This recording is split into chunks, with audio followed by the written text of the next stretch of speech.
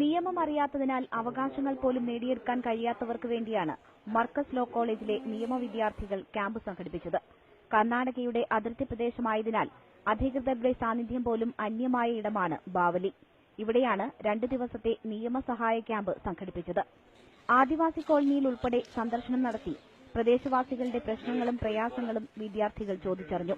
നിയമം അറിയാത്തതുകൊണ്ട് അർഹമായ ആനുകൂല്യങ്ങൾ പോലും നേടിയെടുക്കാൻ കഴിയാത്തവർക്ക് നിയമബോധവൽക്കരണം നടത്തുകയായിരുന്നു ലക്ഷ്യം.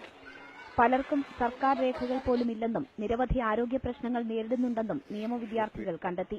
ലീഗൽ ഡോക്യുമെന്റ്സ് അവർക്ക് നിയമപരമായി കിട്ടാൻ അവകാശമുള്ള പല ലീഗൽ ഡോക്യുമെന്റ്സും അവർക്ക് ആർക്കും തന്നെ ഇല്ല എന്നാണ് പറയുന്നത്. മാത്രമല്ല പെൻഷനോ അങ്ങനെയുള്ള കാര്യങ്ങളൊന്നുമില്ല. ഇവിടെയുള്ള ആളുകൾ അവർ വളരെ കഷ്ടപ്പെട്ടിട്ടാണ് ജീവിക്കുന്നത് പറഞ്ഞു. അവര് വയ്യാത്ത ആളുകൾ പോലും ജോലിക്ക് പോയിട്ടാണ് ഇവിടുത്തെ ജീവിതം മുന്നോട്ട് കൊണ്ടുപോകുന്നതെന്ന് പറഞ്ഞു. പക്ഷെ അവർക്ക് കിട്ടേണ്ട ഒരുപാട് സഹായങ്ങൾ അതൊന്നും അവർക്ക് കിട്ടുന്നില്ല എന്നുള്ള ഒരു പരിതാപകരമായിട്ടുള്ള ഒരു അവസ്ഥയാണ് ഞങ്ങളുടെ ഇവിടെ കണ്ടത്.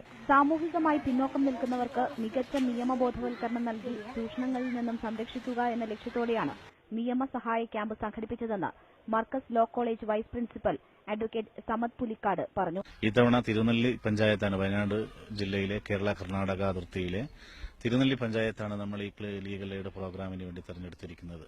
ഈ അടുത്തുള്ള ഒരു കണക്ക് പ്രകാരം കേരളത്തിൽ തന്നെ ഏറ്റവും കൂടുതൽ പോക്സോ കേസുകൾ രജിസ്റ്റർ ചെയ്യപ്പെടുന്ന സ്റ്റേഷനുകളിൽ ഒന്ന് തിരുനെല്ലി പോലീസ് സ്റ്റേഷനാണ്. അത്തരമൊരു സാഹചര്യത്തിൽ ഈ പ്രദേശത്തെ ആദിവാസികൾ ഉൾപ്പെടെയുള്ള ജനവിഭാഗങ്ങൾക്ക് ആവശ്യമായ നിയമബോധവൽക്കരണവും നിയമസഹായവും നൽകാനാണ് മർക്കസ് ലോ കോളേജ് ഈ legal aid camp. Bavali GUP സ്കൂളിൽ നടന്ന ചടങ്ങ് വയനാട് ജില്ലാ സ്പെഷ്യൽ ജഡ്ജ് P. സെയ്തലവി ഉദ്ഘാടനം ചെയ്തു. വയനാട് ജില്ലാ ഉപഭോക്തൃ forum member Chandran Alancheri, Thirunelli sub inspector Biju Antony, law college assistant professor Raoof, Ashika Mumtaz തുടങ്ങിയവർ പങ്കെടുത്തു. ന്യൂസ് 18 താമരശ്ശേരി.